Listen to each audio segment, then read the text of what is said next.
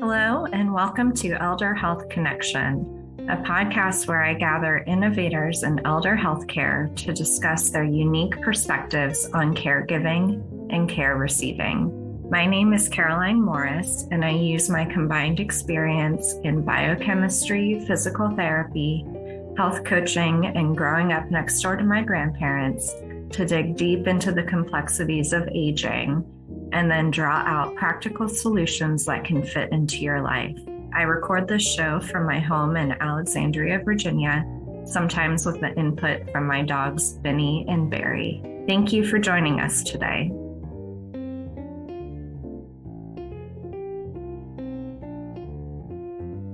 Hello and welcome to Elder Health Connection. This is episode 37, where we will be discussing the importance of making a plan when you are caring for a parent or a loved one with dementia. Now, this episode, I think, will apply to people as well if there are other conditions, other caregiving situations other than dementia.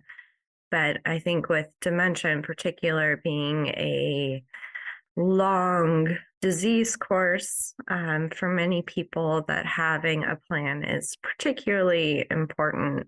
And we often have a little bit more time to plan with dementia than we do with some other surprise conditions. I hope you enjoyed our recent series on aging. So we had a 5-part series on changes to different body systems as we age. That may give you some context for what is normal aging, what's common aging, and what is uncommon with aging, and a little bit of what you can do about it. Again, having that background information can help you plan for what's to come, whether it's you experiencing it yourself or someone you're caring for. To have that context can give some more realistic expectations, and the knowledge can help you to make decisions and get the help you need. Our guest today is Brad Wenzel,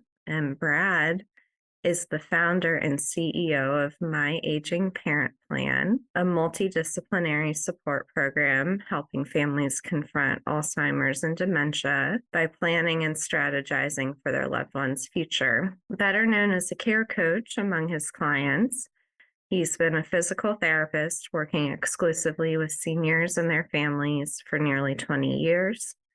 As a son to a father with dementia himself, Brad has been able to not only help other families on their journey with Alzheimer's or dementia, but his own as well. It was a great conversation with Brad. I think we have some similar experiences. He's been in the field longer than I have, and he's living this path with his own father, which I think gives him more of that intimate understanding of what it takes to care for someone with a dementia diagnosis. Enjoy the episode, take notes, and check out Brad's work at the end of it. Hi, Brad. Welcome to Elder Health Connection. Hi, thank you for having me. I'm pretty excited. I am too. I think we've got a great topic ahead of us with making a plan when we're facing a dementia or Alzheimer's diagnosis. But before we get into the planning, can you tell us a little bit about yourself and why you care about this work? Sure. So the short story is I've been a physical therapist for almost 20 years. And I started seeing issues with our senior care system where people just started getting left behind and things just didn't go well for people.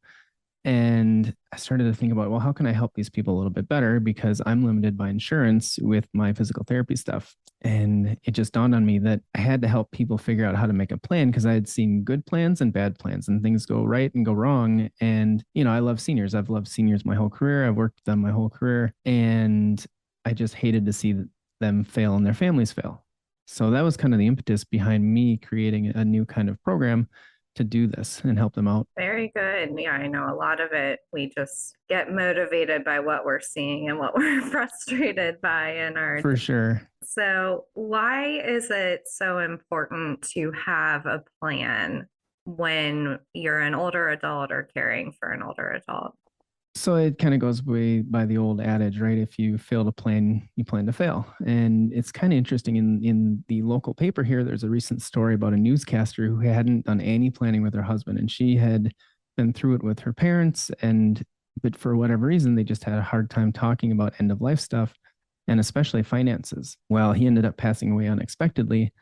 And now she, in her article, was saying how she had no idea about what bank accounts he had or passwords to things, and just really was lost, and actually sent her into a deep depression for about a year or so because she just was so overwhelmed and had no idea where to start. And so if she had a plan, and this is exactly what she was saying, if she had had a plan before this all happened, it would have been so much easier for her. That makes total sense. And I think what you're talking about is more than just a health plan. We both start in healthcare, but really all aspects of life get impacted as we reach end of life and then after death of what our loved ones have to encounter. Yeah, for sure. And like you say, us starting out in healthcare, you kind of just go with those ideas you learn in school. And as you gain experience, you see, holy crap, there's a whole other list of things.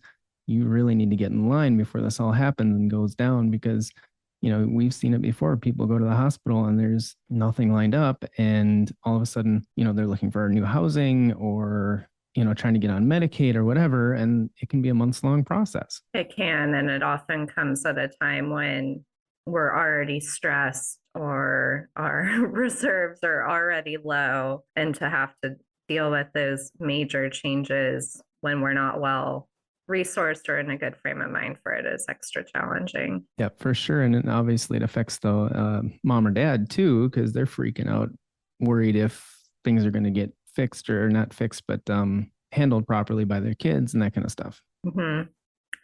Do you have any stories of like a family without a plan where these things are playing out, just to give us a little bit of a picture of what it can look like?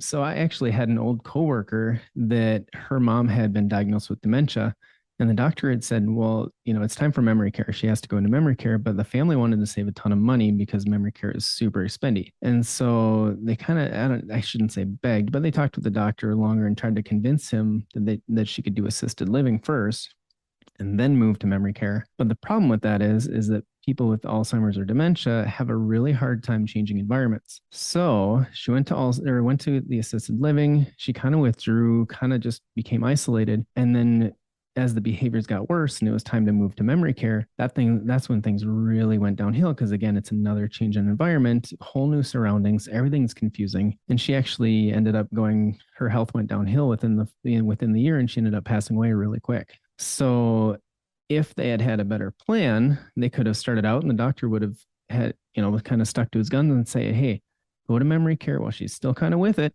And then it's not going to be as bad of a transition later.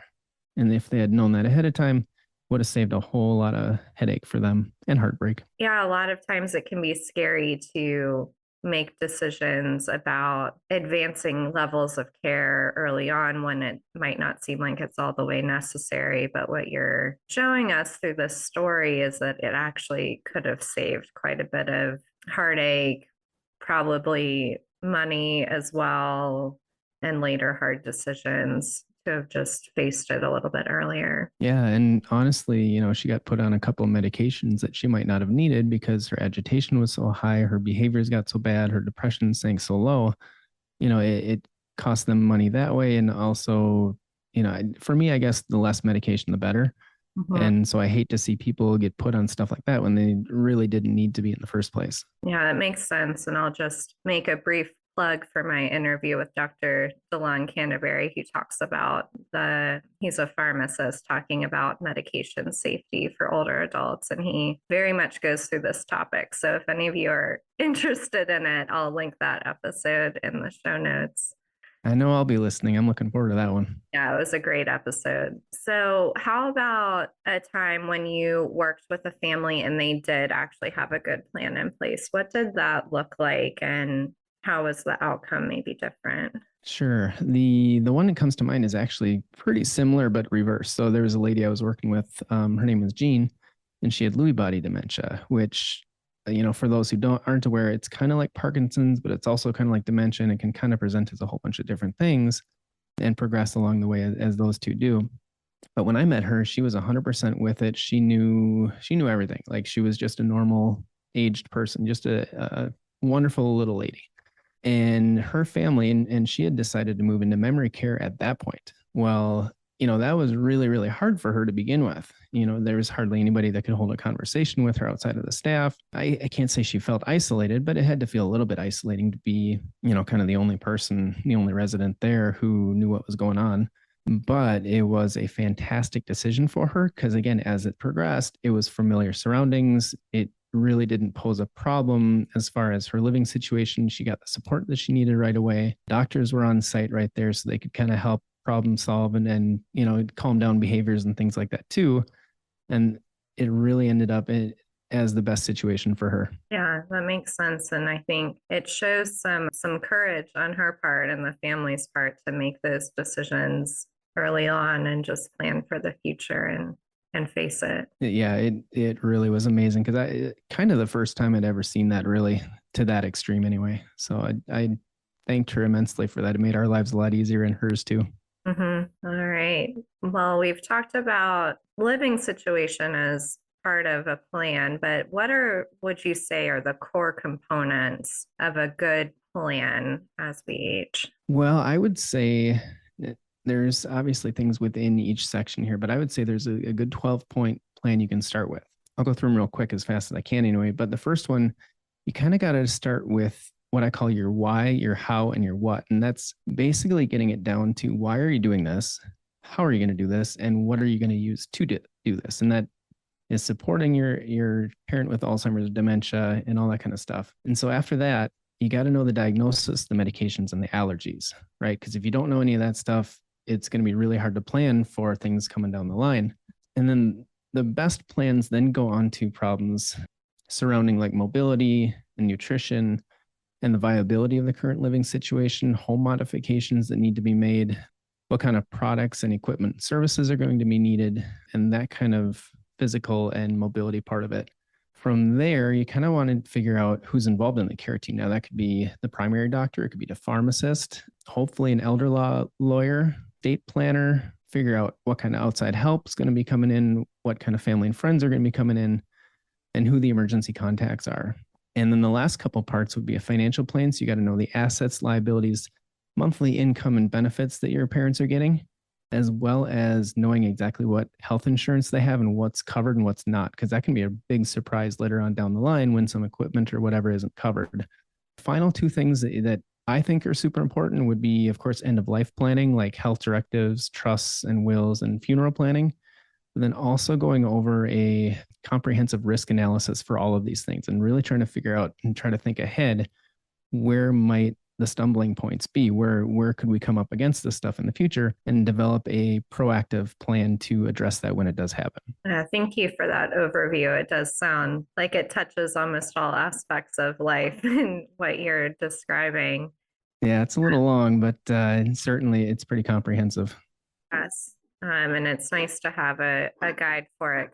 Some groups offer plans, but only for one aspect. So you might have like the financial plan, but that person's not talking to the health plan side or the home modification. So I always like when things can be consolidated and in one place. Yeah, 100%. That's kind of what I've noticed too in my career is, well, we've got this pharmacist here not talking to the doctor who's not talking to the POA, the power of attorney, and then the other family is not in the loop and all that kind of thing, and it just gets to be a mess.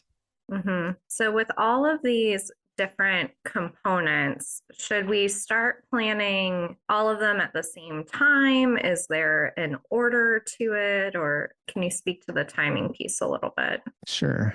I guess if you're pressed for time, you got to jump in and try to get on your parents' e-charts or at least get in contact with the doctor so you know what diagnosis you're dealing with, what medications you're taking, allergies too. Now, allergies aren't a huge part of it, but you got to know that when it's coming down to medications and things to tell the doctor or whoever's caring for them. Then I would go into your why, how, and what, so you kind of get just a general idea. And then from there, it's kind of whatever other pressing needs. Is it the mobility? Is it the nutrition? Is the current living situation like a hoarding place? I've done home healthcare a lot of years. And even recently, I've walked in a couple of places where they're just there's a single path and that's it. There's boxes and junk and stuff on the floor. And so maybe that's the most pressing need for your parent right now. So that'd be the place to start. Maybe they don't have power of attorney, definitely get that taken care of, because that can have huge impacts financially and stuff down the road. And so it really depends family to family, but that would be my suggestion. Yeah, that makes sense. It reminds me of a book I've not yet read, but it's on my list, called The One Thing, I think. Have you heard of that? I haven't. What's it about? I think the central premise is just choosing the most important thing. And if I'm remembering correctly, the guiding questions are, what's the one thing that would make everything else easier or unnecessary? So if it's the power of the attorney that just opens up the doors for everything else to become easier, then that would be the one thing to start with. Or if it's decluttering the home that would make everything else easier, that would be the thing. Or actually understanding the medical condition, like you were describing. Yeah, that sounds like a brilliant book. Yes, I should probably read it. You and me both. I'll be heading right over there to get it. Yeah. So what we have now, kind of the idea of the core components of the plan, a little bit of figuring out how to prioritize where to start, but what makes a good plan in your experience and opinion? Honestly, I think the biggest component that sets good plans apart from bad plans is that risk analysis and really thinking forward. And of course, part of that comes down to knowledge too, right? You got to know the basics of everything that's going on to be able to plan for the future. But if you can do a risk analysis, see where those stumbling blocks might be, when they come up, they're not as big of a deal. Even something as simple, and I guess simple isn't the right word, but say your mom or dad goes to the hospital. Okay, now what's the emergency protocol? Like if you have a plan, a protocol in place, okay, well, now we contact this person and then we contact that person. And then we can, it just makes it so much easier to get that taken care of and, get the names of the doctors and all kind of stuff. Just that proactive risk analysis is the biggest difference I've seen in successful versus failed plans. Okay. So planning for all of the potential scenarios and not just what you want it to be. Exactly. Right. Yeah. Because especially with Alzheimer's and dementia, it looks so different for every person. And to at least know where to start when something goes wrong, because inevitably it will. I was just talking to my parents yesterday. I said, and I've never worked with a client who's not had something go wrong before the end of their life. It's pretty much inevitable, right? Mm-hmm. So plan for it all. Yeah, and I find it oddly relaxing for me if I can just expect things to go wrong and then have an idea of what to do about them, instead of fearing that they might go wrong and then having half a plan for it and being upset when they do go wrong. There seems to be, at least for me, a lot more emotional turmoil if I don't accept it as an inevitability. If that makes sense. Yeah, 100%. I would agree with that for sure. So, kind of speaking about those more behavioral sides of life, I've noticed in my career and personal life that there can be kind of two ends of the spectrum, where there are people who don't want to think about it, don't want to deal with it, the little ostrich syndrome of just burying their head and hoping things just work out. And then the opposite end of the spectrum, where other people might try to control every single detail and feel like the more involved and directing they are, the better the outcome. Can you speak to perhaps those two ends of the behavior and maybe where we should try to land with that? Yeah, sure. I would say the ostrich syndrome and the controlling syndrome probably goes, at least in my experience, for both the parent and the adult children, or whatever relative is helping them out. And so if you're the adult child of the parent and just kind of, like you say, ostrich syndrome, put your head in the sand and not worry about it till something goes wrong, you're going to be pretty lost when crap hits the fan.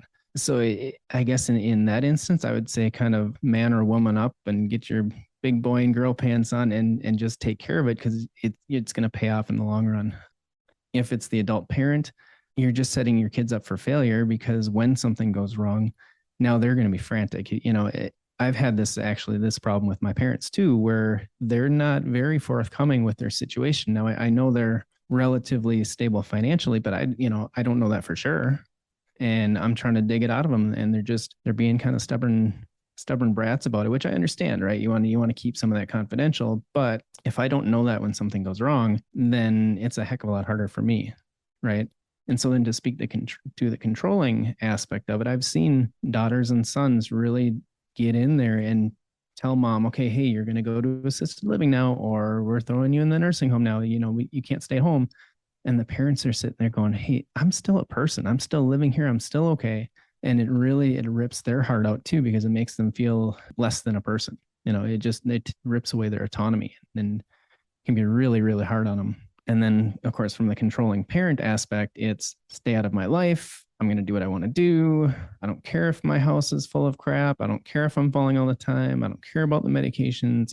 It really can be difficult, again, for the kids to get in there and help them when they are so stubborn. Does that make sense? It does, yes. And I think, we've all experienced different variations of these behaviors. Maybe it's not with our parents, but with coworkers or other people in our lives, and within ourselves, if we actually look in the mirror too of what we avoid and what we try to control. Another thing I've noticed a lot with the older parents is a desire not to be a burden on their children. It's a word I hear a lot in my work. And I think sometimes the desire to not be a burden in the short term can create more of a burden in the long term. Does that resonate with you at all? Yeah, 100%. I probably hear that at least a few times a week, right? It's just, I can understand where they're coming from, that they don't want to be a burden. And yeah, the adult kids have busy lives and they probably have kids of their own and doing sports and all that. But at least from my perspective, I couldn't imagine not helping my parents out. And when the time comes, I hope they accept it as not being a burden, but just being a loving family member, right? Because it really, for me, just comes down to respect and love for my parents. And I wish that it were that way for everybody. And obviously it's not, but it would help the parents out a lot if you could just kind of reassure them that, no, you're not a burden. I love you. This is why I'm doing it. So then in your work with creating these plans for families, do you recommend a collaborative plan between the parents and the children? It is usually best, of course, yeah, to all be on the same page. There are times, again, where, of course, one side or the other is going to be more stubborn. And usually it's the parents that aren't as forthcoming with stuff. But that doesn't mean you can't set up a plan on your own with limited input from them, right? You can still learn up on the diagnoses that you do know about, learn up about the medications. You can, again, think ahead to possible problems down the road and plan for that. Just keep an eye on their nutrition and their water intake and address that as it comes up. So there's a lot of things you can do, even if they're not willing to participate in a collaborative plan. But yeah, of course, the ideal would be everybody on the same page. Mm-hmm. Yeah, I wonder if then one of the contingencies or the risk analyses is when the parent doesn't accept help, and then you can plan for that as well. 100%. Yeah, for sure. We've talked a little bit about some of the providers or team members, like the primary care physician and a pharmacist, for example. But who do you think would be the most important team members for a family experiencing a dementia diagnosis? I think the biggest one that people leave out because they're afraid to spend the money on it is an elder law lawyer. I think that is because there's so many different moving parts with that. There's power of attorney, like we talked about. There's both financial and medical power of attorney. And one, once you set it up, is good forever. And another one, the financial one changes as things go along. And if you don't know the difference between that stuff, you're kind of up a creek without a paddle, and there's even things like getting on Medicaid. The elder law lawyer can help you do that and save assets. So the guy that I work with, his name is Todd, and one of his specialties is, so say there's a couple and one of them needs to go on Medicaid for housing or whatever, he's able to separate the assets and the finances. So only half of it goes to the government or the facility, and the couple can keep the other half. And same thing if it's a single resident, there's still ways to maybe skirt the system a little bit in a legal way where you don't have to blow all your money and sell the house and all that kind of stuff. Okay, yeah, that's a good point, because I don't think it's something we've discussed on this podcast before, but with Medicaid, there is very much a financial limit on what you can own and possess in order to qualify for that benefit. So I could see how an attorney would be very useful in navigating that tricky situation. Yeah, and I'm sure you know too, there's that 5-year look back period where Kate can actually look back and say, well, you sold your house to your kid for this much money, but it's actually valued at that much money. So now you owe this much to us. And the assets can get all messed up. Certainly encourage people to use an elder law attorney, not just any old attorney, because there's been instances where, even an estate attorney just gives bad advice because they're not into the elder law. They just do estate planning. That is very good to know. That is not something I had investigated previously. So that's a great tip for who to prioritize on the team. And again, I imagine having all of those structures in place would make everything else easier to know that you're secure legally, all of the papers are in order. And then if it is a scenario where Medicaid would be helpful to know that that's done correctly and you won't get surprises in the future. Yeah, there can be massive tax implications even after somebody passes away, or even such things as getting on your parents' bank accounts, or vice versa, having the kids get on your bank account. If you do that in the wrong way, the kids can blow all the money and you've got no legal recourse. Where if you sign over power of attorney, that doesn't mean you give them the right to blow all your money. They have to use it to your advantage. They have to use it for your good. And if they don't, they can face jail time. So there's ways. That's where the elder law lawyer comes in handy, because I've seen people do it and they trust their family members and they get ripped off, or they trust their family members and things just don't go the way they planned and things go south. Where if they had an elder law lawyer say, hey, this is how you need to line it up, they wouldn't have had an issue. That makes sense. Is there anyone else you can think of team member wise who would be a key player in a good plan? I would say probably the second most important would be the family doctor, be their primary doctor, just because obviously that's kind of the central point to the whole situation as far as their medical situation is concerned. And if you can have regular communication, or at least be on the parent's chart to be able to message them back and forth, you can kind of stay ahead of things and stay on top of things. And if you notice some symptoms ahead of time, you can message them and say, hey, this is what I'm noticing. Do you have any ideas on what to do?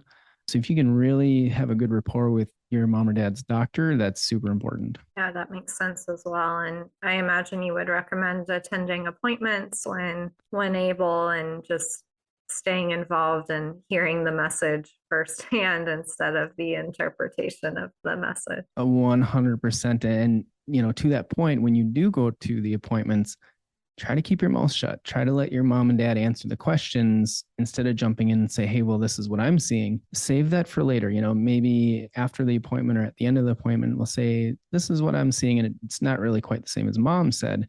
But if you jump in right away, like as a practitioner, as a PT, if somebody does that, A, I get super frustrated because I want to hear it from them. And B, I don't get the full story, or at least understand maybe how much the patient is aware of things. And, that changes my plan of action for them, and same for the doctors. So that's my advice. Try to keep your mouth shut and then step in when necessary.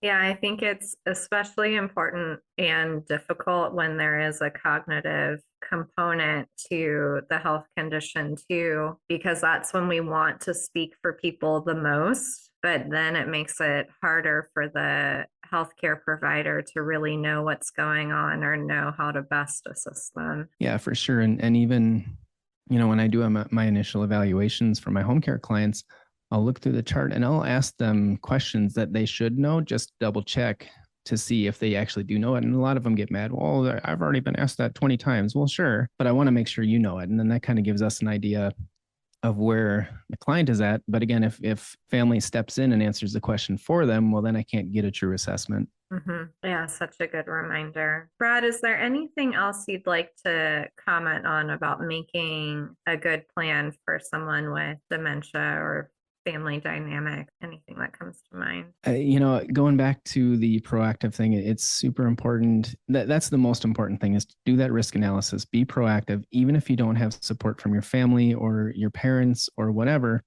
do what you can control, so that when things do go wrong, because again, they inevitably will at some point, you at least are in a better place than whoever else is involved in the case. And you can kind of step in and say, hey, this is what I've planned out, and maybe we should try this, instead of trying to get everybody else's opinion and maybe not everybody's thinking the right way. Yeah, it makes sense. And now, from what I understand, you have a program to help people do this in a more systematic and organized way. Is that something you'd like to talk about? Well, sure. Yeah. So after being kind of frustrated with seeing this over the years, I've kind of collaborated a bunch of professionals together and formed a group called My Aging Parent Plan. So what we're a team of 8 professionals currently. I'm thinking about bringing on a 9th, or multidisciplinary.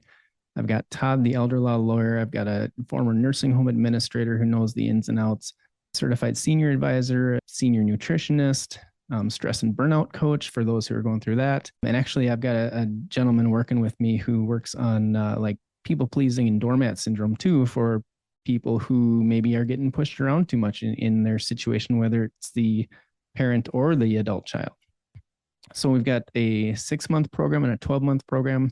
It's essentially the same. It's just a matter of how much support the person wants over time. And with dementia and Alzheimer's, it usually is a longer term disease. And so I usually do recommend the 12-month, but some people do choose the 6-month as well. Right. And where can people find more information on this program? Well, if they go to myagingparentplan.com, you can kind of get the idea of what we're all about, but there's also a free masterclass on there. Kind of going through a 3-step system where it at least can get you started toward making this plan. Now it's only about 30 minutes, so I can't go into a whole lot of detail with it, but at least it'll get a person started down the right path. So that's myagingparentplan.com. Excellent. And we will link to that in the show notes for sure. Awesome. Brad, thank you so much for joining us today and helping us understand the importance of planning, what to consider, how to go about it. And then for your additional resources, I'll definitely check out that masterclass as well. Awesome. I'm just going to update it. I got a little bit of editing left to do. I'm going to update it today. So I look forward to seeing you inside. Excellent. This podcast is provided for informational purposes only and does not create a provider-patient relationship between us. If you have questions about your health, please speak to a qualified health professional. If you would like to learn more about working with me as your qualified health professional, please visit carolinemorris.com.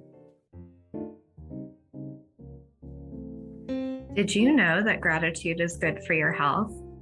If you found value in this episode, please share it with a friend and leave a rating or review. To keep the connection going, subscribe to Elder Health Connection on your favorite podcast player to get immediate access to upcoming episodes. Thank you for listening. With love and gratitude, Caroline.